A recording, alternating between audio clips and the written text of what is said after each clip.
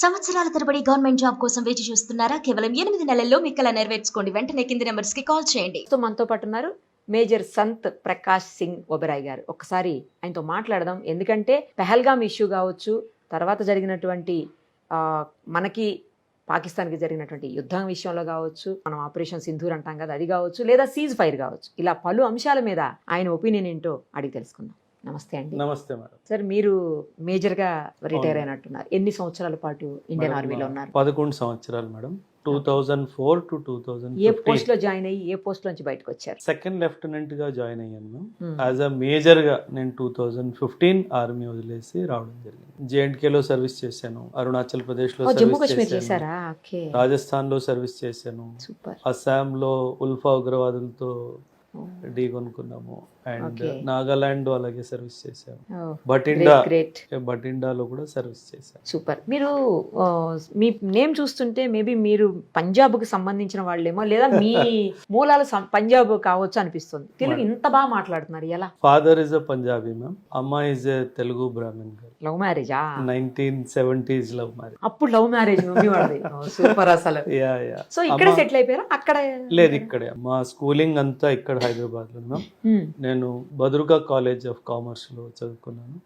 ఆ తర్వాత పూణే యూనివర్సిటీలో వెళ్ళి నా లా డిగ్రీ చేయడము, అక్కడ నుంచి ఆర్మీ జాయిన్ అవడం అంతా జరిగింది. ఓకే. కానీ అక్కడ ఉన్న డాడీకి ఇక్కడ ఉన్న మమ్మీకి ఎలా కుదిరింది? Dad was in navy ma'am. Dad was a naval officer. Visakhapatnamlo, his ship was docking in Visakhapatnam. So they came and stayed as a paying guest in my mother's place. So that's how they met, and that's how the love story starts. So ala start ayipindi the love story. Amma nana kaladam jarigindi ma'am. And we are 3 kids. Nenu, akka, oka tammudu. Okay. So akka is married in Maharashtra. నేను తమ్ముడు హైదరాబాద్ లో. మీరు love marriage మళ్ళీ మీది కూడా? లేదు ma'am, నేను single. Okay okay. అంటే ఆర్మీలో ఉన్నారు కాబట్టి అలాగే ఉండాలని డిసైడ్ అయ్యారా? అలా ఏం లేదు. అంటే ఇంకా ఈ టీచింగ్ ప్రొఫెషన్ ఎలా అంటే యూపీఎస్సి చాలా కమిటెడ్ గా ఉండాలి. అంటే కుదరట్లేదు, ఆ దిశలో ఆలోచన వెళ్ళట్లేదు. రైట్. ఓకే. ఈ పేరెంట్స్ ఇక్కడే ఉంటారండి? అమ్మ నాతోనే ఉంటుంది, నాన్నగారు లేరు. 2005 లోనే నాన్నగారు చనిపోయారు. అమ్మ నాతోనే ఉంటారు. ఇన్ఫాక్ట్ ఆర్మీ వదిలేసి రావడానికి కారణం కూడా ఇంకా ఎవరు లేరు ఇంట్లో అమ్మని చూసుకోవడానికి. 2014 లో అమ్మ was diagnosed with cancer. So ఇంకా నేను 2015 లో ఆర్మీ వదిలేసి ఇంక అమ్మని చూసుకోవడానికి అన్నట్టుగా నేను వచ్చేసాను. ఇంక అప్పటి నుంచి అమ్మ నా దగ్గర ఉంటుంది, ఐఎమ్ టేకింగ్ కేర్. సూపర్. కానీ మేజర్ గా అండి, మనం ఎక్కడ అబ్జర్వ్ చేసినా సరే మెయిన్ ఎక్కువ మంది ఆర్మీకి వెళ్లే వాళ్ళలో పంజాబ్ వాళ్ళే ఎక్కువ ఉంటారు. అవును. ఫస్ట్ ప్లేస్ పంజాబ్ కే ఉంటుంది, సెకండ్ ప్లేస్ వచ్చి శ్రీకాకుళం అని వింటున్నాము, ఆంధ్రాలో శ్రీకాకుళం. గ్రేట్ ఆ విషయం వింటాను. ఎందుకని ఎక్కువ వాళ్ళే అంటే మ్యామ్, సిక్కిజం లో spirit of service is part of Sikhism. Sikhism కి 3 అంశాలు మేడం. నామ్ జపో, కిరత్ కరో, వండికే చెక్కో. నామ్ జపో అంటే ఎప్పుడు దేవుడి పేరు తీసుకుంటూనే ఉండాలి. కిరత్ కరో, service to the country. And వండికే చెక్కో, ఏది నాది కాదు, డిస్ట్రిబ్యూట్ చేస్తూ తినండి. లంగర్ సిస్టమ్ ఉంది కదా, గురుద్వారాలో langar system, it derives its essence from that వండికే చెక్కు. So that spirit of service చిన్నప్పటి నుంచి as teenagers also we are trained in martial arts. Community trains you. Because ma'am, మీరు హిస్టరీ చూస్తే కనుక Sikhism was born as a religion to protect the Hindus. So ఆ Hindu protection కాస్త దేశం ప్రొటెక్షన్ లా over a period of time మారిపోయింది. So that is how. And border adjoining state కాబట్టి ఆ spirit of service towards the country, armed forces అనేది చాలా పై ఎత్తుగా ఉంటుంది. కాబట్టి ఈవెన్ టుడే ఆల్మోస్ట్ పంజాబ్ నుంచి 1 son will go to the arm. Even today చాలా విలేజెస్ ఈ రోజు కూడా మోస్ట్లీ పెద్ద కొడుకు దేశ సేవకి వెళ్ళిపోతారు. సూపర్ అసలు. అంటే that is part of the culture. పిల్లోడి దగ్గర కూడా ఆప్షన్ లేదు. That's the beauty of the culture. You are the son of the soil, son of the country, son of the mother కాదు, son of the country. So ఆ spirit ఉంది కాబట్టి ఇంకా great అసలు. మీకు చాలా మెడల్స్ కనిపిస్తున్నాయి. ఏ సందర్భాల్లో ఈ మెడల్స్ ఇచ్చారు, అసలు ఎప్పుడు ఇస్తారు? అంటే ma'am, medals depends on the operations అవన్నీ కూడాను. ఫస్ట్ మెడల్ వచ్చేసి this is a medal given for JNK operation. JNK లో ఆపరేషన్స్, యాంటీ టెర్రర్ ఆపరేషన్స్ చేస్తారు కదా, వాళ్ళకి ఇస్తారు. రెండోది వచ్చేసి హై ఆల్టిట్యూడ్. మనం చాలా చలి ప్రదేశాలు ఉంటాయి Hmm, కదా, hmm, hmm. అబౌవ్ సియాచిన్ లాంటివి. అబౌవ్ 8,000 feet కి సియాచిన్ లాంటివి దానికి ఇస్తారు. Hmm. మూడోది 75 years of Indian independence medal ma'am. And నాలుగోది 9 years సర్వీస్ మెడల్. ఇన్ఫాక్ట్ ఇంకోటి ఉండాలి, నేను పెట్టుకోలేదు, నార్త్ ఈస్ట్ లో ఆపరేషన్ రైనో మెడల్ కూడా ఉంటుంది, అది నేను పెట్టుకోలేదు. So ఇలా I have got 5 medals. సరిపోలేదని పెట్టుకోలేదా మీరు? లేదు మ్యామ్, ఇక్కడ దొరకట్లేదు మార్కెట్లో. ఐ బీన్ ట్రయింగ్, మేబీ ఇంకా నార్త్ ఈస్ట్కి వెళ్తే దానికి తొందరగా దొరకవు మ్యామ్. అంటే మెడల్స్ ఎప్పుడైతే మాకు ఇస్తారో సెరమోనియల్ మెడల్స్ చాలా బాధపడిపోయింది మ్యామ్. సో అది పెట్టుకోవడానికి అంత దానికి స్టీల్ కి అంత ఇది పట్టింది. సో అది బాగోలేదని చెప్పేసి తెప్పిద్దామంటే కుదరట్లేదు. సో ఈ మెడల్స్ అనేవి ఏ పోస్ట్ లో పనిచేసిన వాడికి సార్ అట్లా ఏమన్నా ఉంటుందా? అట్లా ఏమన్నా ఉంటాయి, ఆపరేషన్స్ కూడా ఉంటది, పోస్ట్ కూడా ఉంటాయి, చాలా ఉంటాయి. సియాచిన్ మెడల్ వేరేగా ఉంటుంది, ఇది హై ఆల్టిట్యూడ్ మెడల్. సో అంటే మీరు ఎక్కడెక్కడ పనిచేశారు, ఏ ఆపరేషన్స్ లో, ఇప్పుడు ఆపరేషన్ సింధూర్ జరిగింది కదా, ఎవరైతే ఆపరేషన్ సింధూర్ లో పార్టిసిపేట్ చేస్తారో వాళ్ళకి సెపరేట్ గా మెడల్ ఉంటుంది. ఓకే, ఆపరేషన్ బట్టి మెడల్ ఉంటుంది. సోల్జర్స్ కూడా ఉంటాయండి? 100% ఆఫీసర్స్ కి, సోల్జర్స్ కి, అందరికీ ఉంటుంది. మెడల్స్ విషయంలో ఎవరికి స్పెషల్ గా అలా ఉండదు, క్లాసిఫికేషన్ ఏముండదు, ప్రతి ఒక్కరికి ఆ మెడల్ లభిస్తుంది. మనం యుఎన్ పీస్ కీపింగ్కి వెళ్ళామనుకోండి, United Nation Security Council peace keeping వెళ్తాం కదా, దానికి మళ్ళీ వేరే మెడల్. సో అలా ప్రతి ఒక్క కేటగరైజేషన్ మెడల్స్ ఉంటాయి. కొందరికి 15-20 మెడల్స్ కూడా ఉంటాయి.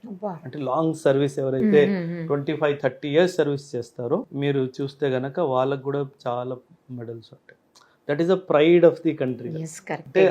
That gives us that confidence, నేను దేశ సేవ చేశాను అన్న ఒక ఆలోచన. సోల్జర్ తర్వాత నెక్స్ట్ ఏముంటుందండి? ఎక్కడి నుంచి ఆఫీసర్ లెవెల్ అవుతుంది అసలు? అంటే మ్యామ్ జనరలీ ఆర్మీలో జాయిన్ అయినప్పుడు you join as a soldier. Soldier తర్వాత లాన్స్ నాయక్, మళ్ళీ నాయక్, తర్వాత లాన్స్ హవల్దార్, హవల్దార్ తర్వాత నాయబ్ సుబేదార్, సుబేదార్ మేజర్. అండ్ ఆ సుబేదార్ మేజర్ తర్వాత కొన్ని ఆనరరీ పోస్టులు ఇస్తారు, ఆనరరీ లెఫ్టినెంట్, ఆనరరీ కెప్టెన్ అని ఇస్తారు. ఇక్కడ వరకు వీళ్ళు ఆఫీసర్స్ కాదు. ఆఫీసర్స్ కమిషన్డ్ ఆఫీసర్స్ అనే పదం వాడతాం. కమిషన్డ్ ఆఫీసర్స్ ఎలా అంటే గ్రాడ్యుయేషన్ అయిపోయిన తర్వాత సిడిఎస్ ఎగ్జామ్ రాసి కానీ, ఇంటర్మీడియట్ అయిపోయిన తర్వాత ఎన్డీఏ ఎగ్జామ్ రాసి కానీ ఎవరైతే ట్రైనింగ్ తీసుకుంటారో వాళ్ళు కమిషన్డ్ ఆఫీసర్స్ అవుతారు. స్వయంగా ప్రెసిడెంటే అపాయింట్మెంట్ చేస్తారు. We are appointed under his hand and seal, అంటే ఈ signs my commissioning letter. Okay. And starting second lieutenant అని ఉండేది, ఇప్పుడు అది లెఫ్టినెంట్, సెకండ్ లెఫ్టినెంట్ లేదు.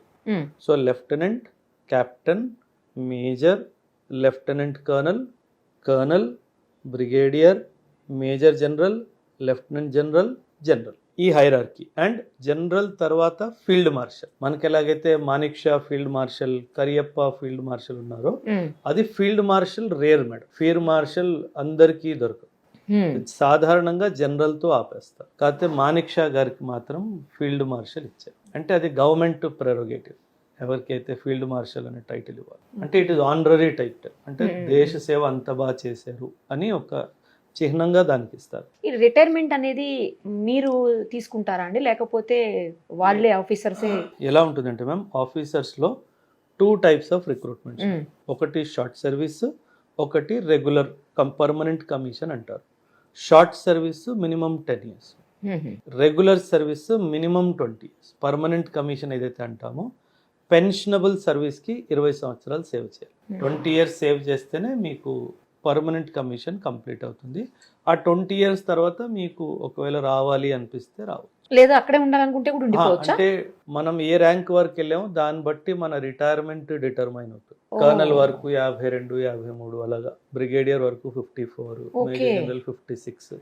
దాన్ని బట్టి క్లాసిఫికేషన్ ఉంది. మనం ఏ ర్యాంక్ దాకా వెళ్తున్నామో దాన్ని బట్టి మన రిటైర్మెంట్ ఏజ్ కూడా డిటర్మైన్ అవుతుంది. Okay okay.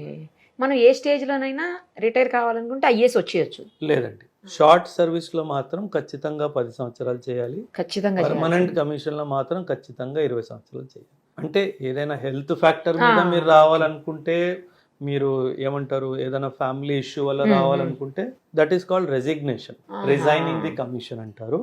చాలా రేర్, సంవత్సరంలో ఒక్కలో ఇద్దరు అలాగా. అంటే మరీ అత్యవసర అవసరం ఉంటే తప్పితే ఎవరు జనరలీ రారు. అంటే నాకు ఈ అమ్మ విషయం లేకపోతే మీరు అసలు మైండ్ లోనే లేదు, ఆ థాటే లేదు. 2014 వరకు అసలు వదిలేయాలి అన్న థాటే లేదు. ఇన్ఫ్యాక్ట్ ఈ ఆపరేషన్ సింధూర్ జరిగినప్పుడు ఒకరోజు అమ్మతో అలా అమ్మ వైపు చూస్తూ అమ్మ నీకు బాగుంటే నేను వచ్చేవాడిని కాదు.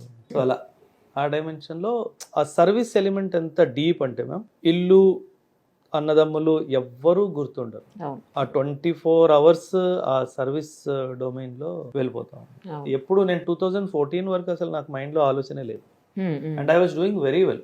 ఆల్మోస్ట్ ఆల్ కోర్సెస్లో I have been topper. Army ma'am generally మనం ఏమనుకుంటామంటే ఆర్మీ అంటే ఫీల్డ్ ట్రైనింగ్, తుపాకీ పట్టుకొని నిల్చోవాలి అని అనుకుంటాము. కానీ ఆర్మీలో ఉన్నంత చదువు బయట లేదు. అవునా? చాలా చదువు ఉంది మ్యామ్. బికాస్ ఆ వెపన్ సిస్టమ్స్ అన్నీ చదవడం, దాని వెనుక సైన్స్ గురించి చదవడము, ఇవన్నీ విషయాలు చాలా డీప్గా స్టడీ అవుతుంది. సో మనం అనుకోవడం జనరలీ ఒక సామాన్యుడు ఆలోచన ఏంటంటే సైనికుడు అంటే తుపాకీ పట్టుకొని నిల్చో, అవును. కానీ అది కాదు.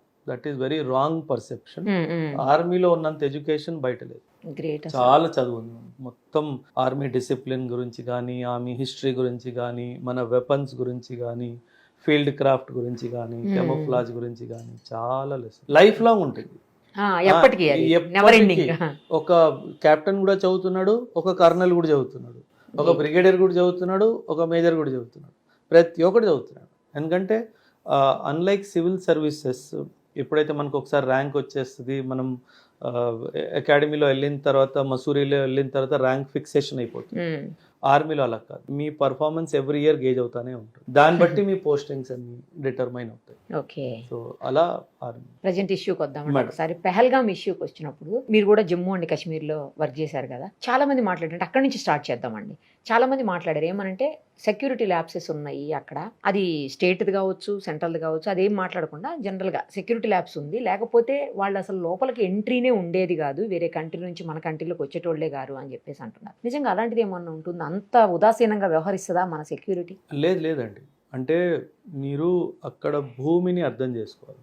అంటే అది ప్లెయిన్ ఏరియా కాదు madam. Jammu and Kashmir is not a plain area. Mountains ఉన్నాయి, వ్యాలీస్ ఉన్నాయి, రివర్స్ ఉన్నాయి. మనం ఏం గోడ కట్టలేదు. కరెక్ట్. గోడని కట్టలేదు కాబట్టి ఖచ్చితంగా ఏదో విధంగా వచ్చే అవకాశం ఉంటుంది. అండ్ రెండో విషయం, ఎంత టైట్ సెక్యూరిటీ ఎంత మీరు చేసుకున్నా ఉంటుంది. ఎందుకంటే పరిస్థితులు అలా ఉన్నాయి అక్కడ. అదేలేండి. రెండోది లోకల్ సపోర్ట్ వాళ్ళకి చాలా గట్టిగా ఉంది. లోకల్ సపోర్ట్ లేకపోతే జరిగేది కాదు, అసలు అసంభవం. సో ఖచ్చితంగా ఆ లోకల్ సపోర్ట్ ఎలిమెంట్ని మాత్రం అడ్రస్ చేసే అవసరం ముమ్మాటికి ఖచ్చితంగా ఉంది.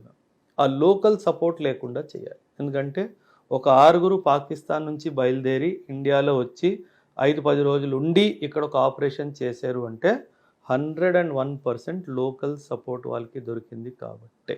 సో ఆ ఇంటెలిజెన్స్ మనం ఎందుకు మిస్ అయ్యామన్నది ప్రశ్న మాత్రం 100% వ్యాలిడ్ క్వశ్చన్. కాకపోతే మ్యామ్ మనకి ఇది ఏదైనా జరిగినప్పుడే తెలుస్తుంది.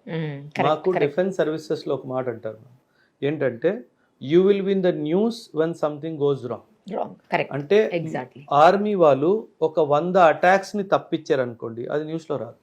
ఒక్క అటాక్ లో వాళ్ళు సక్సెస్ అయిపోతే ఖచ్చితంగా న్యూస్ లో వస్తుంది. So on an everyday operations continuous గా జరుగుతాయి. బికాస్ నేను అక్కడ సర్వీస్ చేశాను కాబట్టి ఆ ఎక్స్పీరియన్స్ తో చెప్తున్నాను. అసలు కంటికి నిద్ర అనేది ఉండదు. ఒక యూనిట్ దాన్ని ఎల్సి రోల్ అంటారు ma'am, line of control role అంటారు. ఎల్సిలో ఒక యూనిట్ డిప్లాయ్ ఉంది అంటే ఆ 18 నెలలు మాత్రము కంటికి కొనుక్కుండదు. అలా సేవ చేస్తేనే మన దేశ సరిహద్దుల్ని మనం కాపాడుతాం. అందులో ఖచ్చితంగా 1-2 మిస్సెస్ ఖచ్చితంగా జరుగుతాయి. ఎందుకంటే అక్కడ ఒక ల్యాండ్ అలా ఉంది, ల్యాండ్ అలా ఉంది కాబట్టి అది మిస్ అయితే ఖచ్చితంగా భౌతిక స్వరూపాన్ని మనం మార్చలేం కదా. మార్చలేము. అదే ప్రాబ్లం బంగ్లాదేశ్తో కూడా ఉంది. బంగ్లాదేశ్కి మనకి 54 నదులు ప్రవహిస్తున్నాయి బార్డర్స్లో. సో ఎక్కడ వాళ్ళు ఎలా లోపలికి వస్తున్నారో, ఒక బోట్ వేసుకొని వచ్చేస్తున్నారా, లేకపోతే ఎలా ఫెన్స్ కింద నుంచి వస్తున్నారా అన్నది తెలియజేసుకోవడం చాలా కష్టం.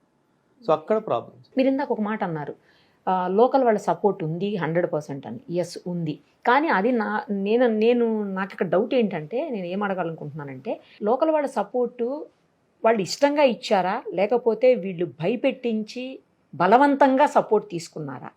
అంటే మీ ఒపీనియన్ ఏదై ఉండొచ్చు? అంటే మేడం 2 జరుగుతాయి, కానీ ముఖ్యంగా ఇష్టంగానే ఇస్తున్నారు. 2 జరిగే అవకాశాలు ఉన్నాయి, కానీ 90% ఆఫ్ కేసెస్లో వాళ్ళు ఇష్టంగానే డబ్బులకు ఆశపడి దేశాన్ని అమ్మేస్తున్నారు. ఓకే. డబ్బులు కాశపడి మాత్రమే, ఇంకేం కాదు. సో అక్కడ చాలా పెద్ద తప్పు జరుగుతుంది మ్యామ్. ఇప్పుడు ఈ సంవత్సరం కాశ్మీర్లో టూరిజం ఉండదు.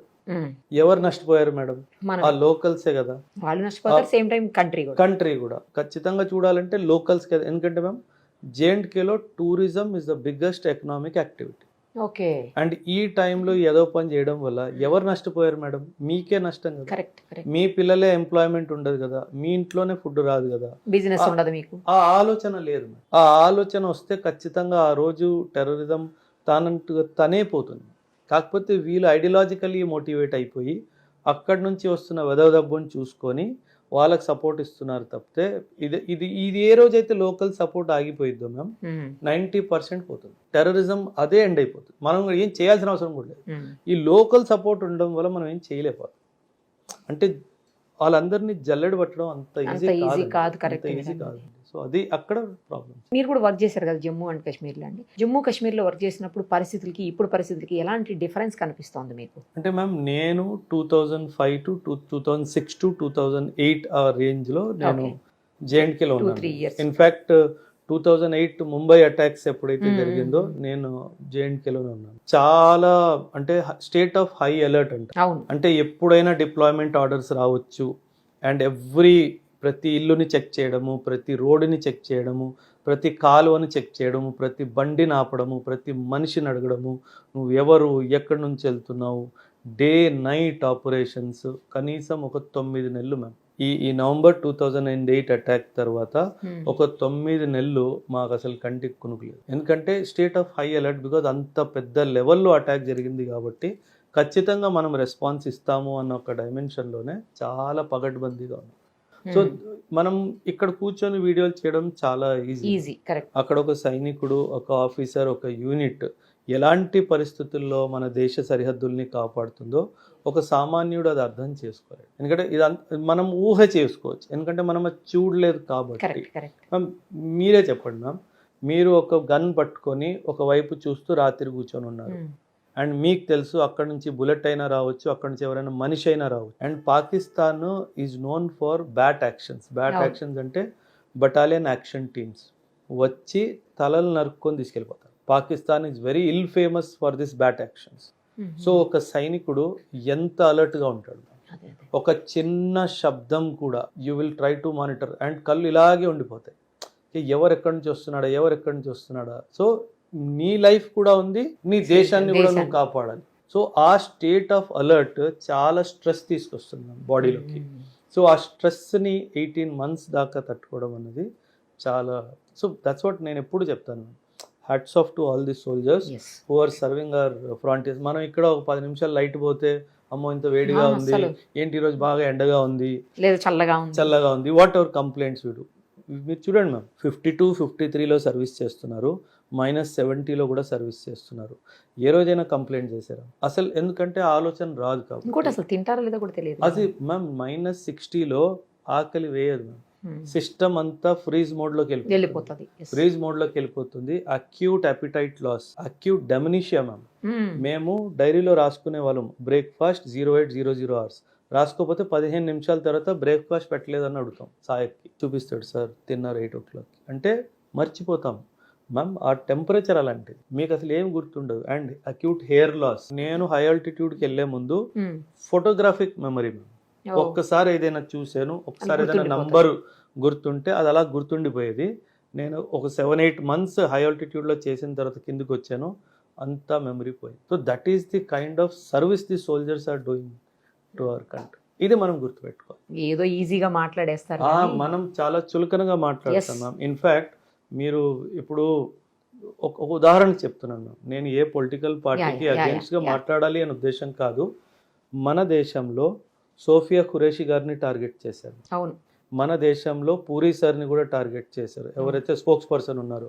ఇప్పుడు జయశంకర్ సార్ని టార్గెట్ చేస్తున్నారు. అంటే ఒక యుద్ధం గెలిచిన దేశంలో వేళ్ళెత్తి చూపిస్తున్నారు, ఓడిపోయిన వెధలు మాత్రం దీపావళి చేసుకుంటారు. ఇదే మన దేశానికి వచ్చిన దుర్భాగ్యం. ఎందుకు ఆ పొలిటికల్ యూనిటీ ఎందుకు రావట్లేదు మ్యామ్? ఏదో తప్పు జరగవచ్చు, ఎందుకంటే ఇంత పెద్ద స్థాయిలో యుద్ధం జరుగుతుంది అన్నప్పుడు చిన్న చిన్న తప్పులు ఎవరితోనైనా జరగవచ్చు. ఆ తప్పులు అనుకుని దాన్ని వదిలేసి మనం అందరూ ఐకమత్యంగా ఉండాల్సిన అవసరం ఉంది కదా. అవును. ఎందుకు దీన్ని ఇలా పొలిటిసైజ్ ఏ దేశం అయితే బ్యాటిల్ ఫీల్డ్ని పొలిటిసైజ్ చేస్తుందో ఆ దేశం సర్వనాశనం అయిపోతుంది. ఎప్పుడు మనం బ్యాటిల్ ఫీల్డ్లో పాలిటిక్స్ని తీసుకెళ్ళకూడదు. ఎందుకంటే అప్పుడు ఏం జరుగుతుందంటే ఎనిమిది కావాల్సిందే ఇది కదా. అవును, వాడు ఓడిపోయి గెలిచేసాడు, మనం గెలిచి ఓడిపోయాం. Correct. What is happening in the parliament నిన్న చూస్తే నాకు ఆ వీడియోస్ చూస్తుంటే నాకు కోపం వస్తుంది. అంటే వీళ్ళని మనం ఎంచుకున్నాం ఆ లీడర్స్ లాగా అని. సో ఎందుకు అలా? మీకు తెలుసు, ఫస్ట్ ఆఫ్ ఆల్ దాని గురించి మాట్లాడాల్సిన అవసరమే వచ్చింది. ఇప్పుడు మన ప్రయారిటీ ఏంటి? మళ్ళీ ఇంకోసారి దాడి జరగకుండా చూసుకోవాలి. మన ప్రయారిటీ ఏంటి? ఇప్పుడు టెర్రరిస్ట్ యాక్టివిటీస్ ఎక్కువ జరిగే ఛాన్సెస్ ఉన్నాయి, వాటిని మనం ఎలా ఎదుర్కోవాలి, ఇది మనం కమ్యూనల్గా ఎలాగ ఐకమత్యమై ఉండాలి, ఇవి కదా సార్ మనం చేసుకోవాల్సింది. అండ్ ఈ వార్ నుంచి ఏం లెసన్స్ మనం నేర్చుకున్నాము, దీన్ని ఫ్యూచర్లో మనం ఎలా ట్యాకిల్ చేయాలి, చైనాని ఎలా కంట్రోల్ చేయాలి, అమెరికాని ఎలా కంట్రోల్ చేయాలి, టర్కీ లాంటి దేశాల నిజ స్వరూపాలను ఎలా కనుక్కోవాలి, కనిపెట్టుకోవాలి, ఎలా బయట పెట్టాలి, దీని మీద కదా మనం విచారణ చేయాల్సింది. ఇక్కడ కదా మనం చేయాల్సింది అంతా కాన్సన్ట్రేషన్, మన ఎఫర్ట్. మనం ఏం చేస్తున్నాం? నువ్వు ఇది చెప్పావు, నువ్వు అదే చెప్పావు, నువ్వు వాడికి చెప్పాడు, అది కాదు కదా. అంటే మనము మన బేసిక్ రెస్పాన్సిబిలిటీని మర్చిపోయాం. అవును, కామన్ పబ్లిక్ అంతే ఉన్నారండి. ఒక యూట్యూబర్, ఒక స్టూడెంట్, ఒక బిజినెస్ మ్యాన్ ఏంటి దేశాన్ని తాకట్టు పెట్టే పరిస్థితులు, వీళ్ళు డబ్బులు కమ్ముడిపోయి మన దగ్గర నుంచి సమాచారం తీసుకుపోయి తీవ్రవాదులకు ఇవ్వడం ఏంటండి? పాకిస్తాన్ అంటే మనం ఇక్కడే తింటున్నాం, ఇక్కడే పుట్టాము, ఇక్కడే ఈ గాలి పీలుస్తున్నాము, ఇక్కడనే తింటున్నాము, ఇక్కడే మనకు లైఫ్లు ఉన్నాయి. ఏంటి అసలు ఆ సెన్స్ ఆఫ్ బిలాంగింగ్నెస్ లేదండి. అంటే అక్కడే అసలు మనం మనుషులం కాదు అని నిరూపించుకుంటున్నాం. కరెక్ట్, మనమే నిరూపించుకుంటున్నాం, వేరే వాడు చెప్పాల్సిన అవసరం లేదు. ఇప్పుడు ఒకవైపు మురళీ నాయక్ లాంటి వ్యక్తులు తన దేశం కోసం ప్రాణాలు అర్పిస్తే, ఇంకోవైపు నీకు యూట్యూబ్ లో వ్యూస్ రావాలి అని, కమెంట్స్ రావాలి అని, దరిద్రం కోసము నువ్వు దేశ సీక్రెట్లు అన్ని తీసుకెళ్ళిస్తున్నావు అంటే నువ్వు అసలు మనిషిలా బతికే అర్హత నీకు లేదు.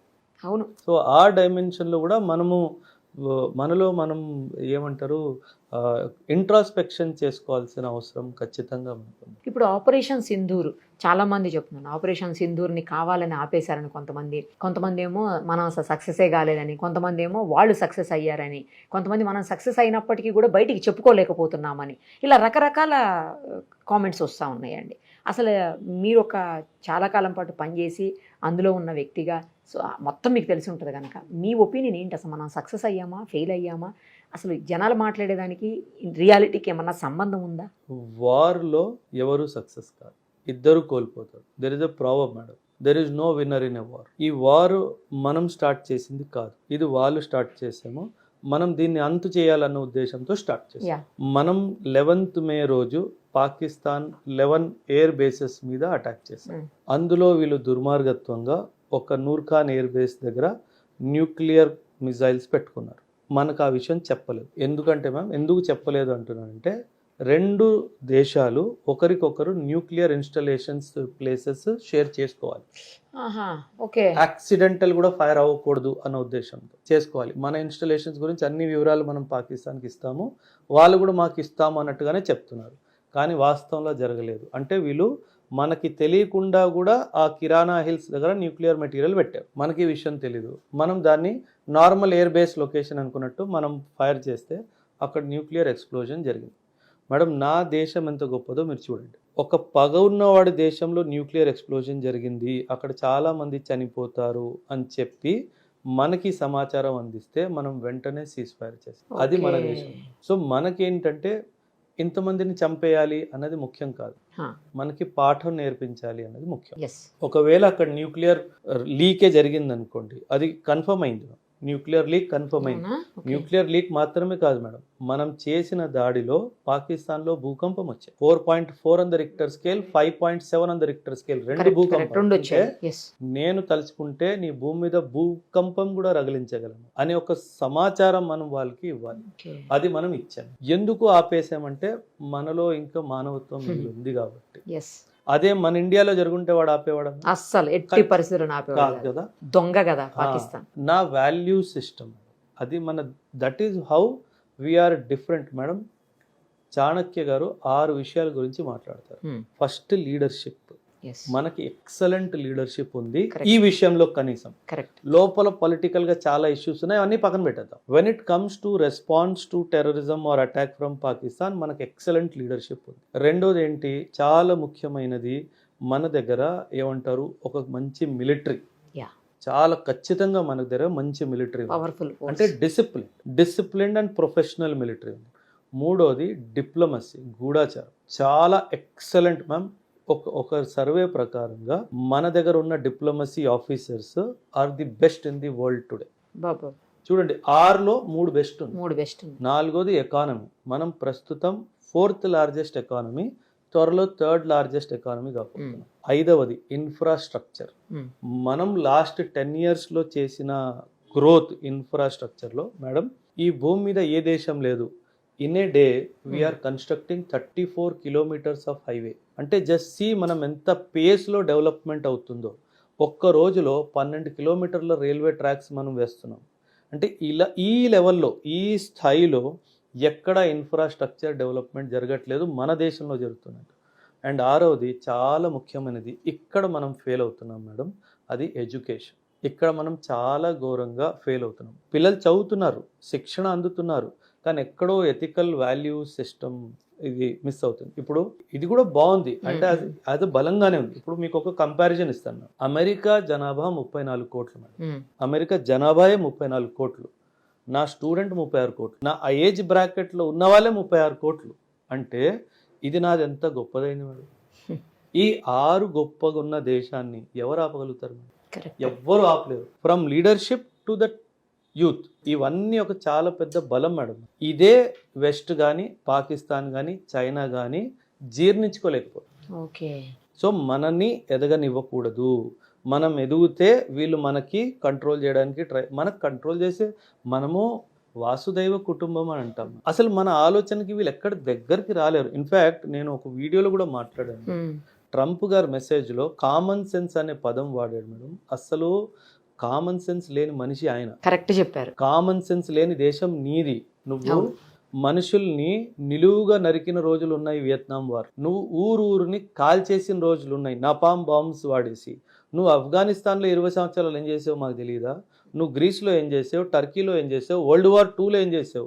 జపాన్ మీద ఆటం బాంబ్ వేయాల్సిన అవసరమే లేదు మేడం. నువ్వు అన్నెసెసరీలీ జపాన్ మీద ఆటం బాంబ్ వేసి ఎంతమందిని చంపావు? అండ్ నువ్వు కామన్ సెన్స్ గురించి నాతో మాట్లాడుతున్నావు. 5000 సంవత్సరాల సివిలైజేషన్ మేడం నాది, అండ్ నువ్వు నాకు కామన్ సెన్స్ నేర్పడం. And why we are keeping quiet about? అదే నాకు అర్థం కాని విషయం అండి. ఎందుకంటే నేనే ఆపించాను యుద్ధాన్ని, నా వల్ల ఆగిపోయింది. 2 బలమైన దేశాలు అంటే ఎవరు బలమైన దేశం? పాకిస్తాన్ బలమైన దేశమా మేడం? లాగ్ గట్టి కొడితే పడిపోయింది దేశం. అదే కదా. అంటే నేను ఒక్క కోణమే చెప్తాను, థౌజండ్స్ ఆఫ్ కోణాల్లో మనం పాకిస్తాన్కి ఎక్కడో ఉన్నాం. అవును, ఒక్కటే కోణం చెప్తాను. నా దగ్గర ఫారిన్ ఎక్స్చేంజ్ రిజర్వ్స్ లో ఈ రోజు $700 billion ఉన్నాయి. పాకిస్తాన్ $2 billion అడుక్కొని తెచ్చుకుందిగా మొన్న. నువ్వు నాతో పోలి 2 సమానత్వం అంటావేంటి? అంటే వీళ్ళు లేదు మేడం, ఇది ఒక కాన్సెప్ట్ గురించి బ్యాలెన్స్ ఆఫ్ పవర్. అంటే పాకిస్తాన్తో నేనున్నాను అని ఒక సందేశం. ఇండైరెక్ట్ గా వీళ్ళు చాలా దుర్మార్గులు మేడం. సో వీళ్ళు పాకిస్తాన్ని ఎప్పుడు ఫెయిల్ అవనివ్వరు. పాకిస్తాన్ని మనం ఫైనల్ గా క్లోజ్ చేస్తున్నాం అనగానే మధ్యలో వచ్చేస్తారు. ఎందుకు అలాగా? ఏంటి వాళ్ళకి అంత ఇంట్రెస్ట్ ఏంటంటే మేడం, పాకిస్తాన్ అమెరికా దగ్గర ఆయుధాలు కొంటాయి, అండ్ పాకిస్తాన్ ఓడిపోయింది అనుకోండి మేడం, ఆ ఆయుధాలు మంచివి కావు, అందుకే పాకిస్తాన్ ఓడిపోయింది అని నిరూపించబడుతుంది. అప్పుడు ఆయుధాలు ఇంకెవ్వరు కొనరు కాబట్టి వాడిని బిజినెస్ ఆగిపోద్ది, 100% బిజినెస్ ఆగిపోయింది అనేసి వాడిని ఓడిపోకుండా చూసుకోవాలి. చైనా ఏంటంటే పాకిస్తాన్ ఓడిపోయిందంటే, పాకిస్తాన్ ఒకవేళ వరల్డ్ మ్యాప్ లో లేదు అనుకుందాం, ఇండియా అటెన్షన్ అంతా నా మీదకి వస్తుంది. సో నా మీదకి రావద్దు అంటే పాకిస్తాన్ని నేను చావకుండా చూసుకోవాలి. పాకిస్తాన్ని ఇన్ఫాక్ట్ ఈ సీజ్ ఫైర్ డిక్లేర్ అయిన తర్వాత కూడా చైనా ప్రెషర్ పెడితేనే ఆ రోజు రాత్రి మళ్ళీ వాళ్ళు చైనా ఏమన్నదంటే, నేను డబ్బులు ఇస్తాను, నేను డ్రోన్స్ ఇస్తాను, నువ్వు అటాక్ కొనసాగించు అని చెప్తే ఆ ప్రెషర్లోనే వాళ్ళు చేశారు. ఆ తర్వాత న్యూక్లియర్ లీక్ ఎక్కువ అవడం వల్ల వాళ్ళకి ఏం చేయాలో అర్థం కాలేదు. So over a period of time spread అవుతుంది. సో అప్పుడు వాళ్ళకి అర్థం కాలేదు ఏం చేయాలనేది. అప్పుడు వీళ్ళు అమెరికా వాళ్ళకి కాల్ చేసి ఇంకా ఆ పని స్టార్ట్ చేసి, చాలా అంటే మ్యామ్ చాలా విషయాలు కామన్. మనం కొనం కదండి అమెరికా దగ్గర, మనం తీసుకోము. మనము అసలు ఏమి తీసుకోలేదు. ఇన్ఫాక్ట్ మనం majorly 60 to 70% of the army weapons 70 to 80% of air force weapons, 80 to 85% of naval weapons are Russian origin. అదే అంటుంది ఇప్పుడు మనం పాకిస్తాన్ మీద గెలిచిపోయాం అనుకోండి, అది ఎలా ఉంటది, రష్యా అమెరికా మీద గెలిచినట్టు ఒక ఇంప్రెషన్ వస్తుంది. అది అమెరికాకి ఇష్టం. దీని వెనక ఇంత కథ చాలా మేడం. సామాన్యుడికి ఏం కనిపిస్తుంది, ఇండియా పాకిస్తాన్ కొట్టుకుంటారు కాదు. ఇక్కడ రష్యా కనిపిస్తుంది, అక్కడ అమెరికా కనిపిస్తుంది. అక్కడ మనం మధ్యలో నలిగిపోతున్నాం. లిటరల్గా మనం యాజ్ ఎ దేశం మనం నలిగిపోతున్నాం అన్నా తప్పలేదు. అంటే వీళ్ళంతా కుట్ర మ్యామ్, ఇదంతా బిజినెస్ కుట్ర, ఇంకేం లేదు అక్కడ. బిజినెస్ అంటే వీళ్ళు దేశాన్ని అమ్మేసి బిజినెస్ చేస్తున్నారు, వీళ్ళు మనుషుల బ్రతుకులను అమ్మేసుకొని బిజినెస్ చేస్తారు. ఇది దరిద్రం. ఇది మొత్తం సీజ్ ఫైర్ కి రీజన్ ఇదేనండి, లేకపోతే న్యూక్లియర్ ప్రైమర్లీ న్యూక్లియర్ ఇది ఖచ్చితంగా సీజ్ ఫైర్ జరగాల్సిందే. అప్పుడు కాకపోతే ఒక 10 రోజుల తర్వాత అయినా. ఇన్స్టెంట్ గా ఎందుకు జరిగిందంటే న్యూక్లియర్ లీక్ వల్ల. ఇన్ ఫ్యూచర్ అయినా మనం ఇప్పుడు పిఓకే అనేది ఇంపార్టెంట్ కీలకమైన పాత్ర వహించే పరిస్థితి. పిఓకేని ఆ పాక్ ఆక్యుపైడ్ కాశ్మీర్ ఏదైతే ఉందో దాన్ని మనం అసలు స్వాధీనం చేసుకోగలుగుతామా? అసలు మనం స్వాధీనం చేసుకోలేము. ఇన్నేళ్ల నుంచి పోరాటం జరుగుతుంది దానికోసం కదండి.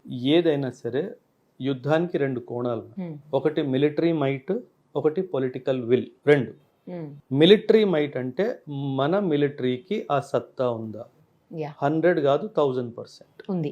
ఆదేశం వస్తే ఖచ్చితంగా పిఓకే మనకి తిరిగి వస్తుంది. పొలిటికల్ విల్కి వస్తారా? ఈ పొలిటికల్ విల్ ఉన్నా సరే ఆ సమయం ఆ సందర్భంలో ఇంటర్నేషనల్ ప్రెషర్ క్రియేట్ చేస్తారు. ఆ ఇంటర్నేషనల్ ప్రెషర్ వల్ల ఆ పొలిటికల్ విల్ ఎక్కడో ఒక వెనకడుగు వేసేస్తారు. ఆ వెనకడుగులో మ్యామ్, ఈ వెనకడుగు మొదటిసారి అవ్వలేదు మేడం. 47లో వెనకడుగు తీసుకున్నాము. 60 ఇది ఇంకా మనం పిఓకేలో కూడా వెళ్ళలేదు. 65 వార్లో మనం లాహోర్ వెళ్ళిపోయాం. లాహోర్ నుంచి మళ్ళీ మనం తిరిగి వచ్చాం మ్యామ్. కరెక్ట్. అండ్ 71లో మన ఉద్దేశం వెస్ట్ పాకిస్తాన్ కావద్దు కాబట్టే వదిలేసాం. మన ఉద్దేశం బంగ్లాదేశ్ లిబరేషన్ కాబట్టి వెస్ట్ వైపు మనం ఎక్కువ చేయలేదు. కాకపోతే మనం 71లో కూడా వదిలేసాం. సో ఇది మొదటిసారి జరగలేదు మ్యామ్. ఇది 4వ 5వ సారి అది తెచ్చుకుందాము అన్న ఉద్దేశంతో బయలుదేరిన ఆర్మీని మధ్యలో ఆపేయడం జరిగింది. సో అందుకే ఆర్మీకి కూడా ఆక్రోశం ఎందుకుంది. ఎన్నిసార్లు ఆగాలి, ఎన్నిసార్లు నా మనుషులు చనిపోతుంటే నేను చూడాలి, ఎన్నిసార్లు వాళ్ళ శవాల్ని నా భుజాల మీద వేసుకొని వెళ్ళాలి. మ్యామ్ నేను యాజ్ ఎ కెప్టెన్ మా యూనిట్లో ఒక ఇన్సిడెంట్ జరిగింది. ఒక సోల్జర్ చనిపోయారు. నేను చెప్తున్నాను మ్యామ్, నా 10 years సర్వీస్లో that was the most difficult job I did. ఒక సోల్జర్ బాడీని తన ఊరికి తీసుకెళ్ళి వాళ్ళ పేరెంట్స్కి అప్పగించడం అన్నది అస్సలు అది చెయ్యలేని బరువైన పని. అంటే ఒక తల్లికి నీ కొడుకు చనిపోయాడు మాట రాదు. సో వాళ్ళు దాన్ని కూడా వాల్యూ ఇవ్వట్లేదు. ఇంక మానవత్వం ఎక్కడుంది? సో అందుకే కదా ఆక్రోశం ఉంది ఆర్మీలో కూడా. ఇంకెన్నిసార్లు మమ్మల్ని ఆపుతారు, కనీసం నాదైనా నేను తెచ్చుకుంటాను అనేసి. అంటే ఇన్ఫ్యాక్ట్ దెర్ ఇస్ అంటే ఇంకో మాట ఏంటంటే, మేము 14 లక్షల మంది ఉన్నాం, పిఓకే తెచ్చుకోకపోతే అసలు ఎందుకు మేము అన్నట్టు మాట్లాడతాం. వదిలేండి మమ్మల్ని, వెళ్ళిపోతాం ఇంటికి. సో అంత ఆక్రోశంలో మళ్ళీ సీజ్ ఫైర్ అసలు అయిపోతుంది. పిఓకే మనకి స్వాధీనం అయిపోతుంది అనుకున్న టైంలో సీజ్ ఫైర్ ఇదేంటా అర్థం కాని సిచ్యువేషన్. సో కాకపోతే పాకిస్తాన్ ఏంటంటే మ్యామ్, వీళ్ళు వాళ్ళకి సెల్ఫ్ రెస్పెక్ట్ లేదు అస్సలు లేదు. వాళ్ళు వెళ్ళి ఎవరి కాలు మీదైనా దరిద్రంగా పడతారు. మనం 100 సార్లు ఎవరినైనా ఏమైనా అడగాలి అంటే మనం సెల్ఫ్ రెస్పెక్ట్ ని చంపుకోలేక మానేస్తాం అడగడం. వాళ్ళకి అలాంటివి ఏమీ లేవు. వాళ్ళు ఎవరి దగ్గరైనా భిక్ష అడుగుతారు, తెచ్చుకున్నారు డబ్బులు కూడా అది దీనికోసం తెచ్చుకుంటారు. వాళ్ళకి ఇవన్నీ పట్టించుకోరు. వాళ్ళంతా సిగ్గులేని ప్రజలు. అదే ఇచ్చేవాళ్ళు కూడా ఎట్లా ఇస్తారండి? అట్లా ఇచ్చేవాళ్ళు ఏంటంటే తమాషా చూద్దాం అనేసి, ఇచ్చేవాళ్ళు తమాషా చూద్దాం అనేసి, పుచ్చుకునే వాళ్ళేమో తమాషా చేద్దాం అనేసి. సో ఆ డైమెన్షన్లో సాగుతుంది. ఇప్పుడు మీరు ఇందాక చెప్పినప్పుడు విషయం నాకు ఒకటి, 1971 వార్ గురించి మాట్లాడారు మీరు. అప్పుడే అసలు మనం చాలా దూరం వెళ్ళి వెనక్కి తిరిగి వచ్చేసామని చెప్పేసి. కానీ ఇప్పుడు కొంతమంది మాట్లాడుతున్నారు, ఇందిరాగాంధీ గారే చాలా ఫార్వర్డ్గా డేరింగ్గా స్టెప్ వేశారు ముందుకి, బట్ ఇప్పుడు మోడీ గారు వేయలేకపోయారు, మోడీ గారు వెనక్కి మధ్యలోనే తగ్గిపోయారు అని చెప్పేసి కొంతమంది మాట్లాడుతుంది. ఇందులో నిజమెంత అండి? మీరే చెప్పాలి కరెక్ట్గా. మేడం, నేను పర్సనల్గా ఇందిరాగాంధీ అడ్మైరర్. నేను పొలిటికల్ అడ్మైరర్ కాదు. I admire her as a leader. ఎందుకంటే నేను పాలిటిక్స్కి చాలా దూరంగా ఉన్నాను. ఇందిరాగాంధీ ఒకేసారి పుట్టింది, మళ్ళీ పుట్టింది.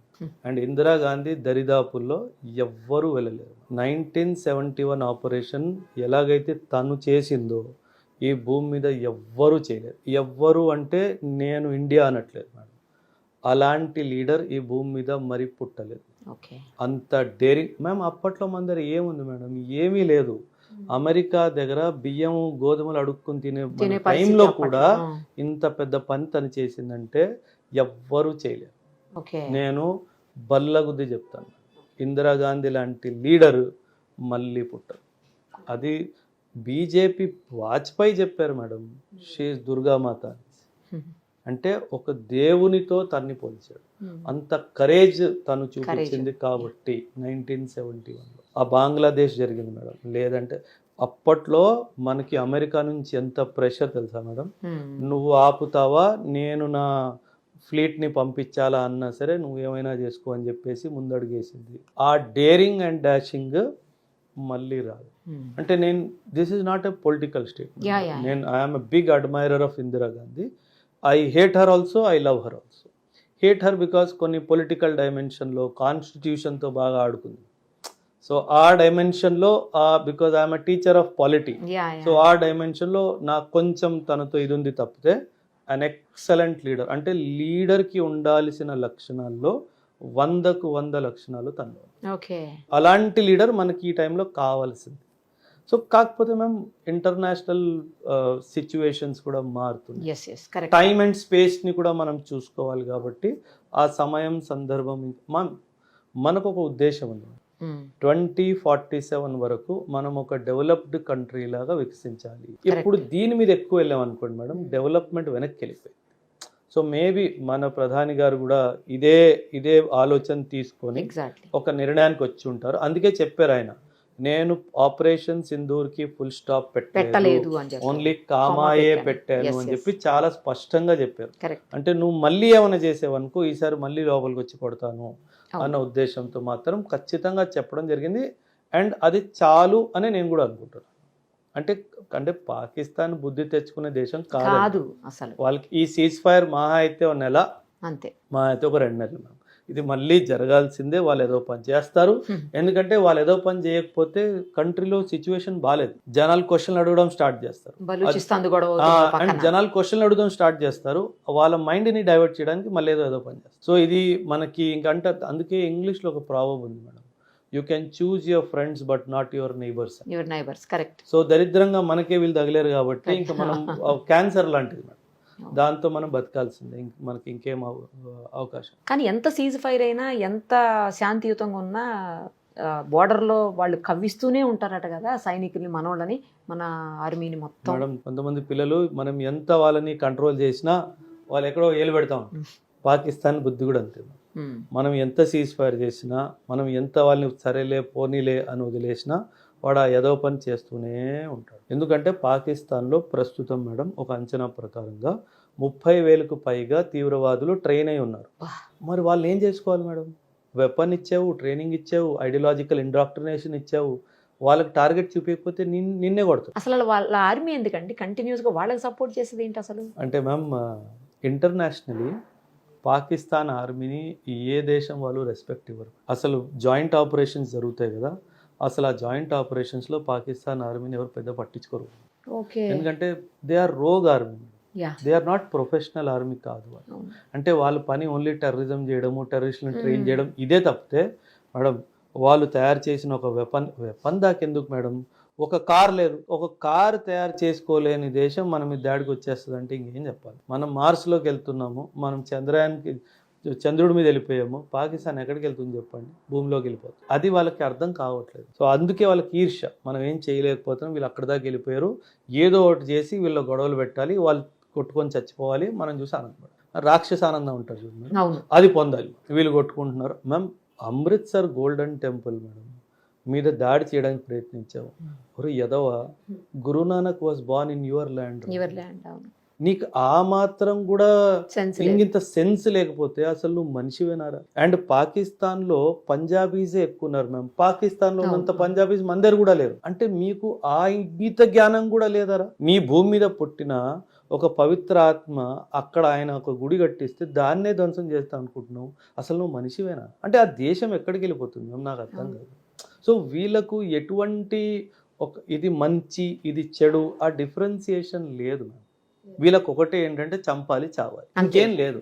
సాధించేది ఏమీ లేదు మళ్ళీ. అవును అవును. కాదు, చంపాలి, చావు, ఇదే వీళ్ళతో వచ్చిన దరిద్రం. ఇంకొకటి అంటే ఇప్పుడు పాకిస్తాన్ ఏదైతే ఆక్రమించిందో మన కాశ్మీర్ని, ఆ పార్ట్ని కనుక మనకి ఇండియాకు వదిలేస్తే చైనా వాళ్ళు ఈజీగా రావడం కూడా లోపలికి ఇబ్బందికర పరిస్థితులు ఉంటాయి. అందుకనే చైనా ప్రతిసారి ఇంటర్ఫీర్ అయిపోయి వాళ్ళకి సపోర్ట్ చేస్తూ దీన్ని అసలు రానివ్వకుండా చేస్తుంది అదే ఇండియాకి అని అంటారు సార్.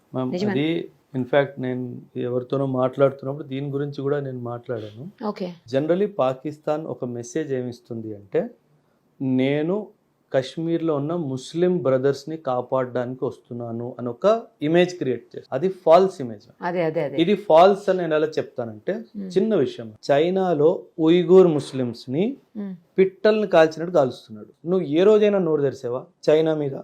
ఏ రోజైనా? ఇప్పుడు నేను మన దేశంలో ముస్లిమ్స్కి ఇచ్చిన స్వేచ్ఛ ముస్లిం ల్యాండ్లో కూడా లేదు. అంత స్వేచ్ఛని నేను ఇచ్చాను, అండ్ నువ్వు నా మీద వేలు చూపిస్తున్నావు. అదే ఉయిగూర్ ముస్లిమ్స్ని లిటరలీ మేడం పిట్టలు కాల్చినట్టు కాలుస్తున్నారు చైనాలో. ఏ రోజైనా నువ్వు నోరు తెరిసావా? లేదు మేడం. భయమా? భయం ఏంటి మ్యామ్, తంతాడు వాడు. ఆ భయం కాబట్టి వీళ్ళకి ఏంటంటే, పిఓకే ఉంటే పాకిస్తాన్కి చైనాకి డైరెక్ట్ ల్యాండ్ యాక్సెస్ ఉంటుంది. ఆ ల్యాండ్ యాక్సెస్ పోవద్దు అంటే పాకిస్తాన్ దగ్గర పిఓకే ఉండాలి. అంతే తప్పితే ఇండియన్ ముస్లిమ్స్ మీద కానీ కాశ్మీరీ ముస్లిమ్స్ మీద కానీ వీళ్ళకి ఎటువంటి ప్రేమ లేదు. శూన్యం. ఎందుకంటే వీళ్ళు అలా చూపిస్తారు, అంతేగాని గ్రౌండ్ రియాలిటీ అది కాదు. అది గ్రౌండ్ రియాలిటీ మాత్రం ఖచ్చితంగా కాదు. రాబోయే రోజుల్లో ఎప్పటికైనా సరే పిఓకే మనం స్వాధీనం చేసుకుంటాం, ఖచ్చితంగా రావాల్సిందే మేడం. నా ఆశ పరంగా అయితే 2025లోనే జరగాల్సింది. ఇప్పుడు ఇది సడన్ గా జరిగింది, కానీ ఇంకొకసారి ఏదో పని మాత్రం పాకిస్తాన్ ఏమైనా చేసింది అనుకోండి, టెర్రరిజం కానీ ఇంకేదైనా కానీ, అప్పుడు మాత్రం మన భారత ప్రధానిని కానీ మన దేశాన్ని కానీ ఎవ్వడు ఆపలేదు. ఇది మాత్రం మీరు లాక్ చేసుకోవచ్చు. ఇంకొక అవకాశం మనం ఇచ్చాము. ఈసారి న్యూక్లియర్ పేలినా ఏం పేలినా వాడిని వదిలేది లేదు అన్న లైన్ ఆఫ్ థాట్ మనకే కాదు, మన భారత ప్రధానికే కాదు, డిఫెన్స్ ఫోర్సెస్ లో కూడా వచ్చేసింది, ప్రజల్లో కూడా వచ్చేసింది.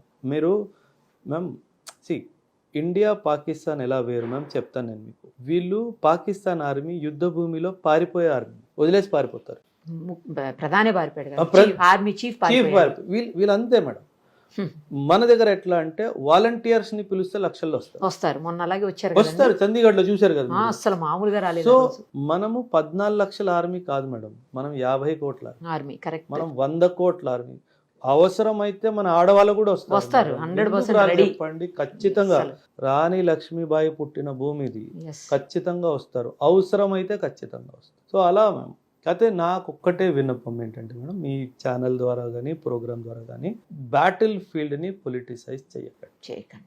ఏవైనా తప్పులు జరిగితే జరుగుంటాయి, లేదంటే దాన్ని ఊరికే మనం తవ్వడానికి దాన్ని ప్రయత్నం చేయకుండా ఐకమత్యమై ఫ్యూచర్లో మనం ఇంకేం డెవలప్మెంట్స్ మ్యామ్, చైనా దగ్గర 5th జనరేషన్ ఎయిర్ క్రాఫ్ట్ ఉంది, వాళ్ళు 6th జనరేషన్ ఎయిర్ క్రాఫ్ట్ తయారు చేసుకుంటున్నారు.